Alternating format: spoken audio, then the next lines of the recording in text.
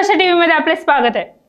भविष्यातील विकसित भारत उभा करण्यासाठी आवश्यक युवा पिढी तयार करणे गरजेचे आहे आणि यासाठीच आदित्य शिक्षण संस्थेने एक अनोखा प्रयोग केला आहे।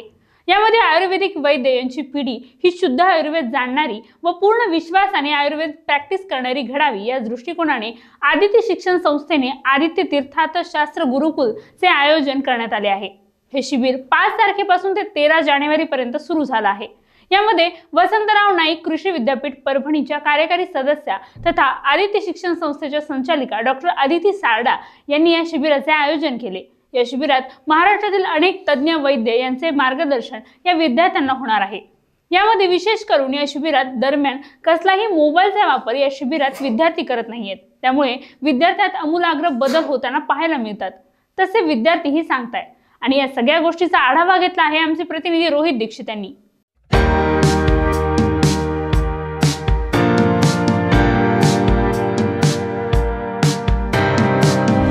तर पाहायला गेलं तर बीड जिल्ह्यात अनेक शिक्षण संस्था आहेत, मात्र आदित्य शिक्षण संस्थेने एक वेगळा जो प्रयोग करू पाहिला आहे, तो प्रयोग आज विद्यार्थ्यांमध्ये एक वेगळं संदेश देणारा ठरतोय।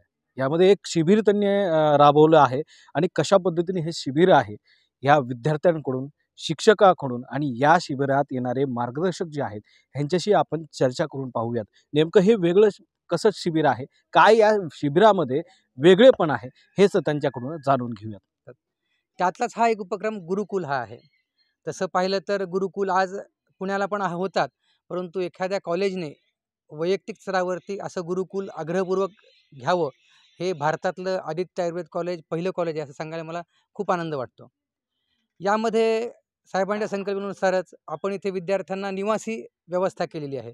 इथे विद्यार्थी सकाळी पहाटे उठतात, स्वतःची कामं स्वतः करतात सगळे, आणि विशेष सांगायचं म्हणजे आजच्या काळामध्ये मोबाईलपासून दूर राहतात आणि इथं राहत असताना विद्यार्थी सामाजिक जीवन, एकत्रित जीवन कसं जगावं हे पण अनुभवतात। सोबत इथे आम्ही काय केलेलं आहे तर पुण्याचे जे कथित यश वैद्य आहेत ते देखील विद्यार्थ्यांच्या प्रेमाखातर आणि साहेबांच्या प्रेमाखातर त्यांचं एवढी प्रॅक्टिस सोडून इथे शिकवायला येतात। एकूण 17 वैद्य इथे येणार आहेत। 4 तारखेला संध्याकाळी 6 वाजल्यापासून आमचं गुरुकुल सुरू झालं आहे आणि 13 तारखेला सकाळी दीक्षांत समारंभाने याची सांगता होणार आहे। या निसर्ग वातावरणात हे विद्यार्थी या शिबिराचा या ठिकाणी आनंद लुटत आहेत। यामध्ये सकाळी 4 वाजल्यापासून योगा ते अनेक विविध उपक्रम आहेत। यात परिसंवाद, वादविवाद यासारख्या गोष्टी, स्पर्धा सहभाग आहे। विविध कार्यक्रम गुरुकुलच्या दिनचर्येची सुरुवात आहे। ही पहाटे 5 वाजता योगा, प्राणायाम, अध्यापन सत्र, यामध्ये दिवसभरात दिग्गज वैद्य जे परिसंवाद हे देखील आयोजन करण्यात आलेले आहेत। मात्र या सगळ्या गोष्टीत पहिल्याच काही दिवसात विद्यार्थ्यांमध्ये काय बदल पडला पाहूयात। पहिली तर गोष्ट, इथे आम्ही जेव्हापासून आलो आहेत तेव्हापासून आम्हाला फोन नाही आमच्याकडं। पहिल्या दिवशीपासून आमच्याकडे फोन नाही आहे आणि फोन बिना राहणं आजच्या जनरेशनमध्ये ही खूप मोठी गोष्ट आहे। आणि आता फोन हे रिप्लेस केलं आहे बुक्सला। आम्ही ग्रंथ वाचतोय। पहिले पण आम्ही भाषांतर वाचायचो। आयुर्वेदामध्ये भाषांतर फक्त आम्ही सिलेबस पॉईंटनी वाचायचो ते, पण आता ग्रंथ वाचतोय, टीका वाचतोय। आणि जे बदल झाले ते जसे की दिनचर्या सांगितली आहे BMSमध्ये, ती पूर्ण दिनचर्या फॉलो होती आहे। आणि 4 वाजता उठणं, व्यायाम करणं, स्नान करणं सगळं, आणि पौष्टिक जेवण हे पण सोबत होणं, हे सगळा बदल आहे। आणि मनाविषयी पण फोन असला तर डिस्ट्रॅक्शन ही नावाची गोष्ट येते, पण आता फोन नाही आहे तर डिस्ट्रॅक्शन पण नाही आहे आणि एकदम सरळ सोपी लाईफ इथे अनुभवायला भेटते। या शिबिराचा आपल्या भविष्यात खूप सारा फायदा आहे, पण आमच्या आयुर्वेदामध्ये एक कन्सेप्ट आहे गुरु शिष्य परंपरा। त्यामध्ये आपल्याला असं सांगतात की जे आपल्या गुरूंना त्यांच्या गुरूंनी शिकवलेलं आहे ते गुरु आम्हाला ती कन्सेप्ट पास करतात आमच्याकडं। तर मग ह्यानुसार आम्ही पण सर्व कधी ना कधी गुरु होणार आहे। तर ही संकल्पना, जसं आपलं गुरुकुल चालू आहे, ही संकल्पना आम्ही पुढं भविष्यात अजून सर्वांना सांगू शकतो। आणि हे जसं जसं मांडलेलं आहे आपल्या सरांनी, तसं आम्ही पण मांडू पुढं भविष्यात। सर्वप्रथम मी डॉक्टर आदित्य मॅडमचे मनपूर्वक आभार मानते। नंतर डॉक्टर कुलकर्णी सरांचे आभार मानते, कारण जे बी काही इथं घडतं आहे, आम्हाला माहीत नव्हतं की नेमकं साठी कसं वाचायचं, टीका कसं वाचायची, ह्याबद्दल काहीच माहीत नव्हतं। पण इथं आल्याच्या नंतर एक कळायला लागलं की एक दृष्टिकोन की आयुर्वेदाबद्दल म्हणजे आयुर्वेदापर्यंत आम्ही कसं पोहोचू. BMS घेतल्याच्यानंतर जस्ट आम्हाला वाटलं की एक आयुर्वेद डॉक्टर बनणार. पण इथं नेमकं मूळ आयुर्वेद काय हे हे मूळ आयुर्वेद काय आहे याच्याबद्दल आम्ही स्वावलंबी कसं बनवू याबद्दल आम्हाला एक शिक्षण घेत येतो मी.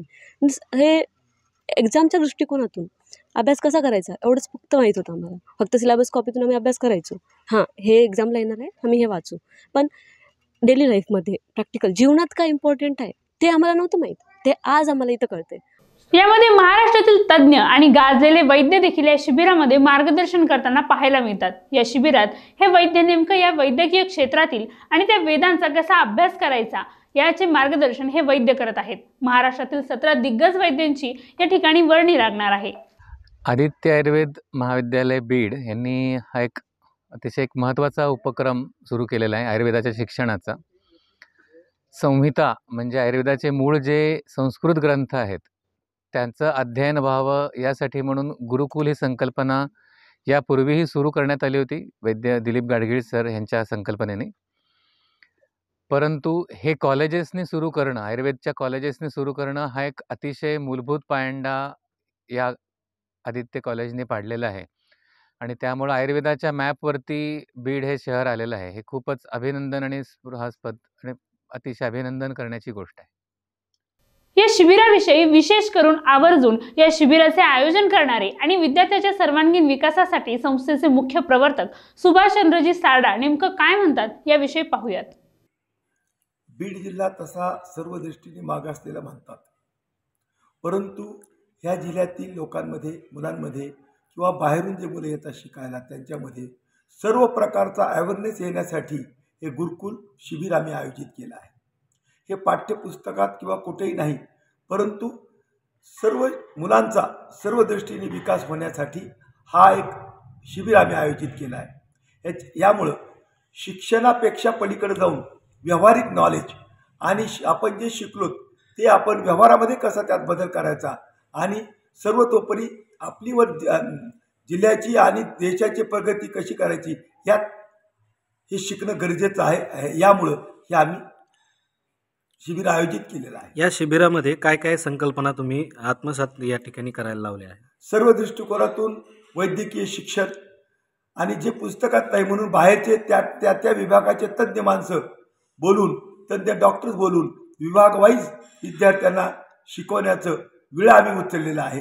हे गेल्या वर्षीही आणि पुढेही असं चालू ठेवणार आहोत, ज्यामुळं वेगवेगळ्या ठिकाणून आलेल्या मुलांना योग्य शिक्षण मिळू शकेल आणि योग्य न्याय मिळू शकेल. हा त्याच्या मागचा मूळ उद्देश आहे. एकंदरीत अशा पद्धतीने हे शिबिर बीडपासूनच जवळच असलेल्या अंतरवन पिंपरी या गावामध्ये आयोजित केलेलं आहे.